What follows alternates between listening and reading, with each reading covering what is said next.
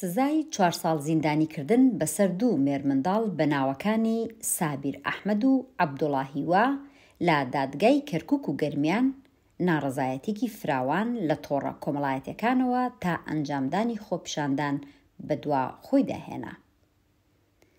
لەسەر ئەم بابەتە و سزا و زیندانیکردنی مناڵان لە ژمارە 48 بڵاوکراوەی ئۆکتۆبەردا عوسمانی حاجی مارەف، سکرتێری کۆمیتەی ناوەندی حیزبی کۆمونیستی کرێکاری کوردستان، پەیامێکی ئاراستەی وەزیر و وزارەتی داد کردووە تا ورتر مامەڵەی تاوان و سزا و زیندان لەسەر مێردمنداڵان بکرێت لەباری یاسایی و کۆمەڵایەتی و مرۆڤ دۆستیەوە. لە پەیامەکەی عوسمانی حاجی مارەفدا هاتووە ئەوەی حاشا هەڵنەگرە و پێویست بە هیچ لێکدانەوەیەک ناکات، ئەم سزایە ڕاستەوخۆ مانا و ئامانجێکی سیاسی هەیە کە دەسەڵاتی زۆنی سەوز لە ڕێگەی دادگاوە دەیەوێت تۆڵە لە جەماوەری ناڕازی شاری کەلار بکاتەوە و بە شێوازی سزادانی 2 مێرمنداڵ پاشەکشە و پەشیمانی بەسەر جەماوەری ناڕازی شاری کەلاردا پسەپێنێت.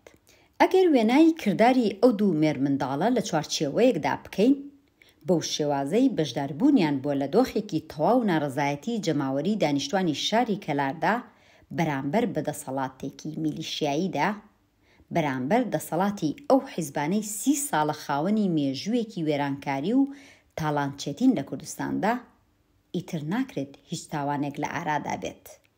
لە بەشێکی تری پەیامەکەدا عوسمانی حاجی مارەف دەڵێت: گەر مێرمنداڵ بە هەر پێوانەیەکی کۆمەڵایەتی و یاسایی کارێکی ناشایستە و ناکۆکی کردبێت، پێویستە ناوبنرێت هەڵا نەک تاوان.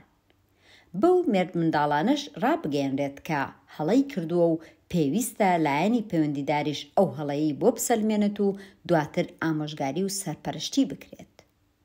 هەر لە درێژەی ئەم دیدگایەوە واتە نابێت سزادان هەبێت و شوێنێکیش بە ناوی زیندانی مناڵان بوونی هەبێت.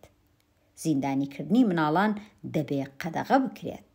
مامەڵەی هەڵەی هەر منداڵێک چەندە گەورەش بێت کە بە پێوەری کۆمەڵایەتی و یاسایی دیاری دەکرێت، پێویستە لەلایەن لایەنە پەیوەندیدارەکانەوە بە ڕێگای چاودێری و سەرپەرشتیکردنی ئەو مێرمنداڵە و پاراستنی و گۆشەگیر نەکردنی بێت لە کۆمەڵگە و نەپچڕاندنی لە پەیوەندیەکانی، نەک زیندانیکردن و دوورخستنەوەی لە هەمان کاتدا نابێت ئەو هەڵەیە بە هیچ شێوەیەک لە پەروەندەی ئەو منداڵەدا تۆمار بکرێت.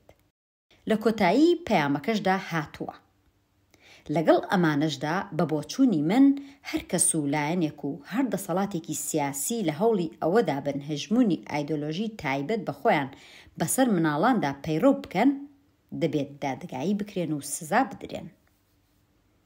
لەسەر ئەم پەیامە و ناوەڕۆکەکەی پێشەنگ تێڤی لە داهاتوویەکی نزیکدا بەرنامەی تایبەت ئەنجام دەدات.